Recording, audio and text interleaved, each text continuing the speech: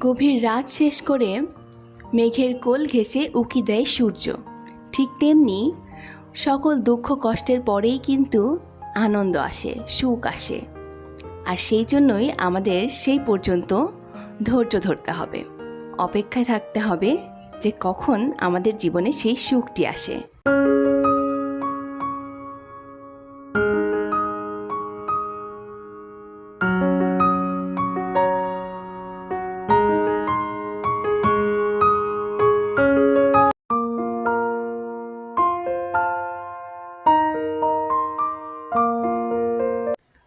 আসসালামু আলাইকুম। লামিস ব্লগে আপনাদের সবাইকে স্বাগতম জানাচ্ছি। ঢাকা থেকে আমি জান্নাতুল লামিয়া। আশা করছি আপনারা যে যেখান থেকে বসে আজকে আমার ভিডিওটি দেখছেন তারা সবাই অনেক বেশি ভালো আছেন এবং সুস্থ আছেন। আলহামদুলিল্লাহ, আমিও আমার পরিবার নিয়ে ভালো আছি। আমরা মেয়েরা কিন্তু কখনোই সকালবেলা সবার আগে খাওয়া দাওয়া করি না। সবাই আগে কাজে বের হয়ে যাবে, যারা যারা বাহিরে যাবে তাদেরকে বের করে দিয়ে তারপর আমরা কিন্তু সকালের নাস্তাটা খুব ধীরে সুস্থে আরামে করি। আমিও কিন্তু তার ব্যতিক্রম নই। আজকে আরহামের বাবাও কিন্তু অফিসে চলে গিয়েছে, আর আরহামের ফুপি গিয়েছে কোচিংয়ে, আর এখন আমি আর আরহামই বাসাতে রয়েছি। আর এই জন্যই আমি এখন ধীরে সুস্থে নাস্তাটা আমার জন্য করে নিচ্ছি।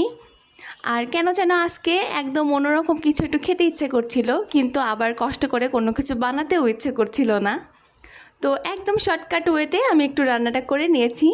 রান্না বলতে আমি একটু রুটির মধ্যেই ডিমটা একসঙ্গে ভেজে নিয়েছি। আর এটা খেতে আমার অনেক বেশি ভালো লাগে। আর যেহেতু ডিম দিয়ে করছি এই জন্য কিন্তু পুষ্টিটাও থাকে।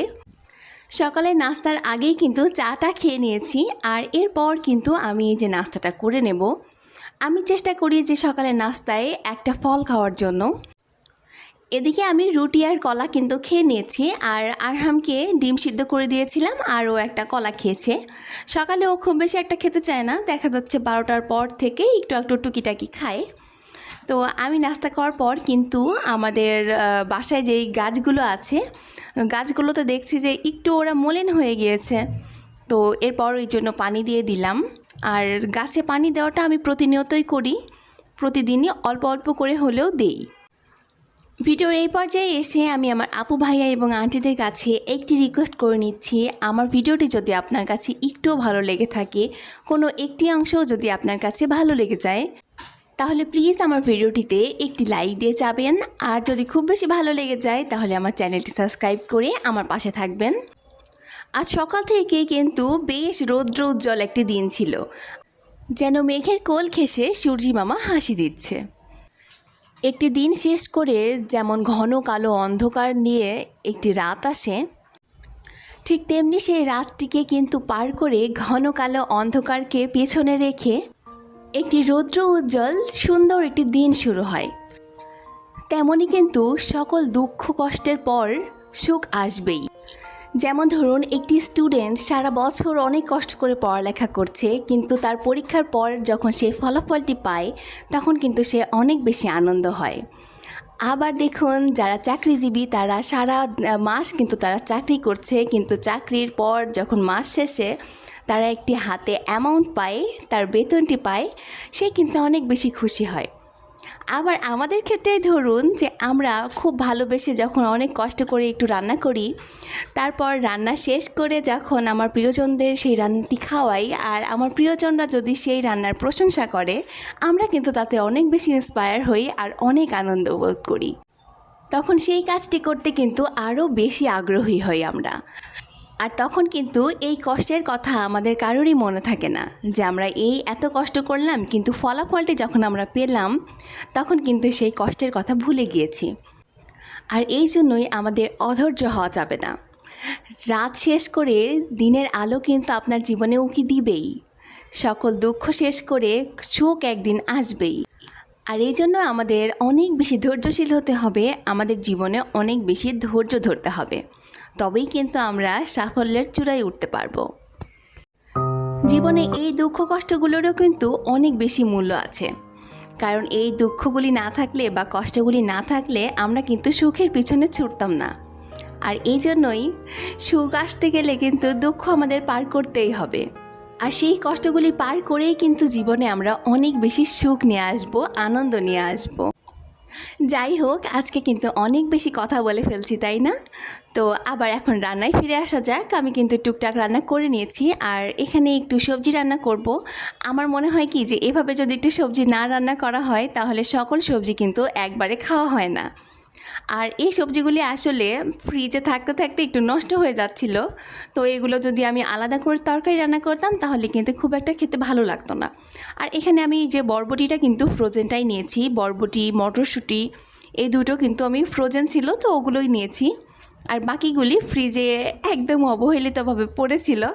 তো এই জন্য ভাবলাম যে এগুলোকে নিয়ে একটু সুন্দর একটা লাবড়ার মতো করে নিই, এটা খেতে অনেক বেশি মজা হয়। আর এর মধ্যে যদি দেওয়া যায় মসুরের ডাল তাহলে কিন্তু আর কথাই নেই। এটি রান্না করে নেওয়াটা ঠিক যতটা সহজ, খেতে কিন্তু তার থেকেও দ্বিগুণ মজা। আমার কাছে তো এটা রুটি বা পরোটা দিয়ে খেতেও অনেক বেশি মজা হয়। আর আমি যখন সবজিটা রান্না করি তখন একটু বেশি করে রান্না করি যেন সকালে আমরা এটা দিয়ে রুটি খেতে পারি। তো আজকেও কিন্তু তার একদমই ব্যতিক্রম হবে না। আজকেও আমি এই জন্য বেশি করে একটু সবজিটা দিয়েছি।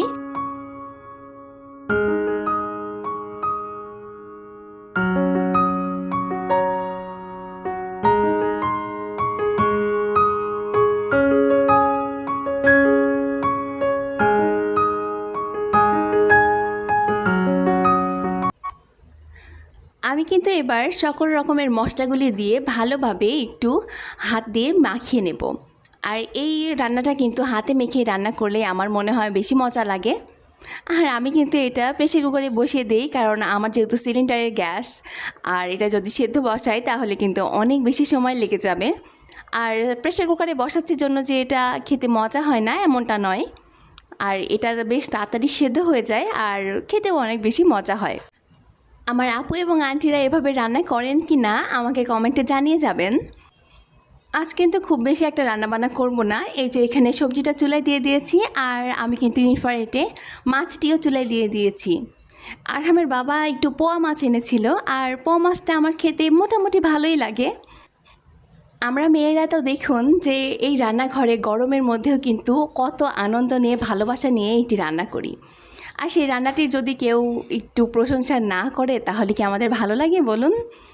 তো আমি আমার ভাইয়াদেরকে বলছি যে আপুরা যখন রান্না করে আপনাদেরকে খাওয়াবে তখন কিন্তু সাথে সাথে একটু প্রশংসা করে দেবেন, এতে করে আপু অনেক বেশি খুশি হবে আর আরও বেশি সুন্দর সুন্দর রান্না করে আপনাদেরকে খাওয়াবে। তো এদিকে কিন্তু কথা বলতে বলতে ভিডিওর শেষ পর্যায়ে চলে এসেছি। তো আজকের ভিডিওটি আসলে এই পর্যন্তই রাখছি, দেখা হচ্ছে পরের ভিডিওতে ইনশাল্লাহ। ততক্ষণ পর্যন্ত সবাই ভালো থাকুন, সুস্থ থাকুন, সবাইকে খোদা হাফিজ, আসসালামু আলাইকুম।